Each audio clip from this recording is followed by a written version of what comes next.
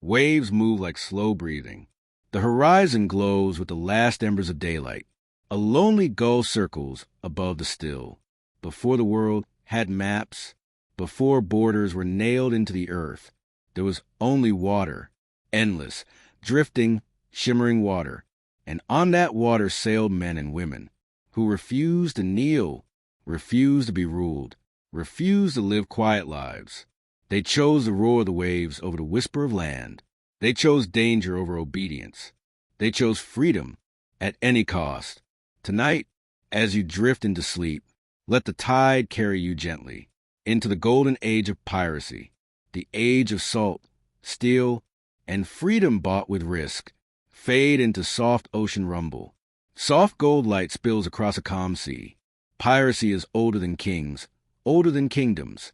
The moment trade began, greed followed. Where wealth moved on ships, there were always those brave or desperate enough to take it.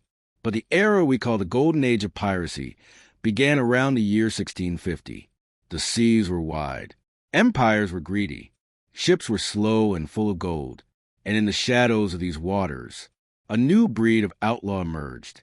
Not criminals, but rebels against a world built on power they never had.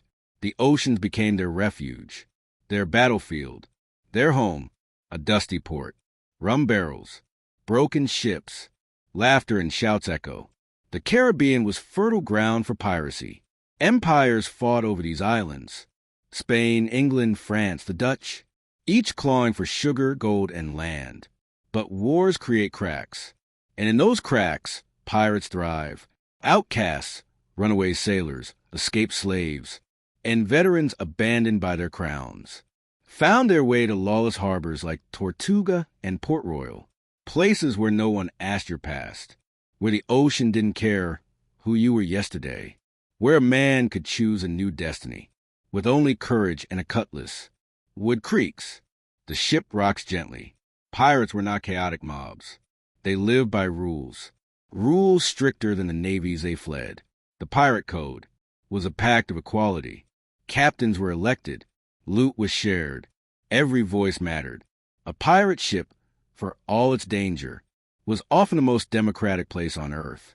No king, no governor, only the sea and the will of the crew. For many, this wasn't crime.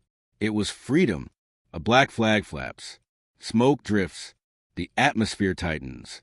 Among all the names that rose from the waves, none cast a shadow as long as Edward Teach, Blackbeard. Tall, fearless, a commander of terror and theatrics. He braided fuses into his beard, letting smoke curl around his face during battle. A demon risen from the deep, but brutality wasn't his weapon. Fear was. He won fights before they even began. Ships surrender at the sight of him, rather than face his wrath. Yet historians whisper a truth beneath the legend. Blackbeard rarely killed. He preferred to frighten, not slaughter. An artist of intimidation. A storm in human form. A small, swift schooner glides across the waves.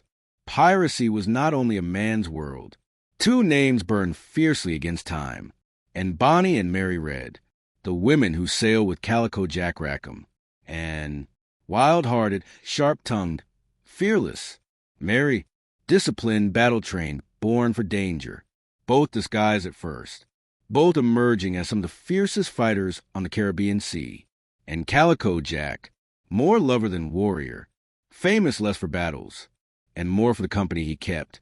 Their story is a tapestry of passion, rebellion, and the refusal to be caged by a world that demanded their obedience. When the British Navy came for them, the men hid below deck, but Anne and Mary stood their ground until the last shot was fired. Legends carved in gunpowder, palm trees sway, wooden huts glow in warm torchlight. For a brief moment, a dream rose from the ocean foam. The Pirate Republic of Nassau, a city without kings, a haven for runaways, rebels, dreamers. Pirates walked openly. Ships repaired beside the beaches. Rum flowed like water. Freedom hummed in every voice.